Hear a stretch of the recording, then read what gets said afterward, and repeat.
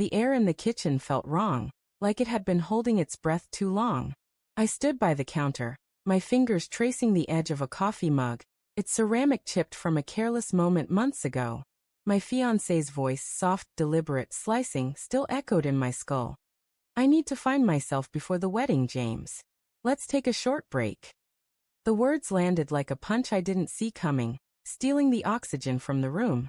I'd mumbled something incoherent, a half-formed take, before she walked out, her footsteps fading down the hall. Now the silence screamed louder than she ever could. I sank into a chair, the wood creaking under my weight, and stared at the engagement ring she'd left on the table. It glinted under the fluorescent light, mocking me. 3 years together, a proposal under a sky bruised with stars, and now this, a break. What did that even mean? My chest tightened, a cocktail of confusion and dread pooling there.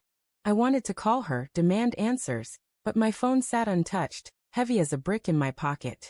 Instead, I replayed her words, searching for the fault line beneath them. Find herself. Hadn't she been herself with me? Hadn't we built something real? The apartment felt too small, the walls pressing in with memories. Her laugh bouncing off these same walls during late-night wine binges, her head on my shoulder as we binged old movies, her hand brushing mine while we cooked dinner. But there were other moments, too, ones I'd brushed off. Her late nights at the office that stretched longer each month. The way her phone buzzed at odd hours, her quick tilt of the screen away from me. The perfume I didn't recognize lingering on her scarf last week. I told myself it was nothing. Stress. Work. Wedding jitters. Now those excuses tasted like ash. I stood, restless, and wandered to the bedroom. Her side of the closet gaped empty. She'd taken a suitcase. My pulse quickened. A break didn't need a suitcase, did it? I rifled through her dresser, not sure what I was looking for. Proof, maybe, or a reason to stop the spiral in my head. Under a pile of sweaters, my fingers brushed something unfamiliar. A small, leather-bound journal. My stomach twisted. Laura wasn't the journaling type. Or so I thought. I hesitated, my thumb grazing the cover. This was her private space, a line I'd never crossed. But the weight of her absence, the sting of her words, pushed me forward. I opened it. Her handwriting sprawled across the pages, jagged and hurried, like she'd been chasing her thoughts. The first entry was dated 3 months ago. I don't know who I am anymore. James is so good, so steady, but I feel like I'm drowning in his expectations. I met someone today. He sees me differently. I don't know what to do. The words clawed at me, sharp and cold. Someone. My vision blurred, and I gripped the journal tighter, as if I could crush the truth out of it. I flipped forward, each entry a new cut. She wrote about stolen moments, coffee shop meetings, late-night texts, a touch that felt like fire. She described this someone with a hunger I hadn't felt from her in months. My hands shook as I read the last entry, dated yesterday. I told James the first need a break. I couldn't look at him. I'm a coward, but I can't keep pretending. I need to know if this is real. The journal slipped from my hands, thudding onto the floor. My knees buckled, and I sank onto the bed, the mattress sagging under me. Betrayal wasn't supposed to feel like this. Not just anger, but a hollowing out, like someone had carved out my insides and left me to collapse. I wanted to hate her, to scream, but all I could see was her face, her hazel eyes, the way they crinkled when she smiled. Was that all a lie? The doorbell buzzed, sharp and jarring. I froze, my heart hammering. Laura? No, she had a key. I dragged myself to the door, each step heavier than the last. Through the peephole, I saw Mark, my best friend since college, his familiar lopsided grin faltering under the porch light. I opened the door, forcing a smile that felt like a grimace. Hey man, Mark said, stepping inside, his sneakers squeaking on the hardwood. Laura called. Said you might need company. What's going on? I stared at him, the words catching in my throat. Laura called. Why him? Why not me? She wants a break. I managed, my voice raw. Said she needs to find herself. Mark's face softened, but something flickered in his eyes. Guilt? Pity? That's rough, James. You okay? I wasn't.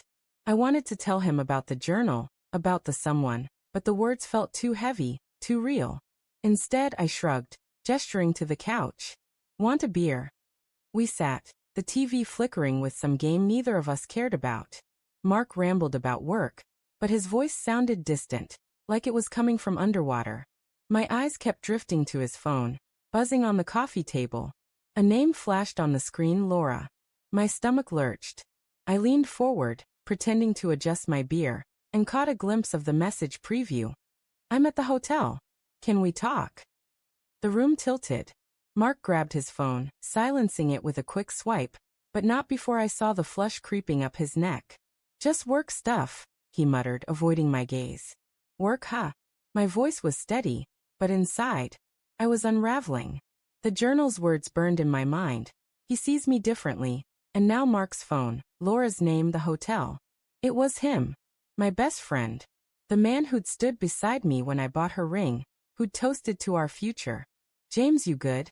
Mark's voice cut through the haze, but it was laced with something nervous, something caught.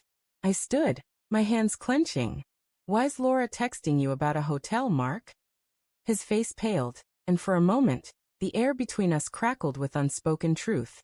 It's not what you think, he stammered, but his eyes betrayed him, wide and cornered.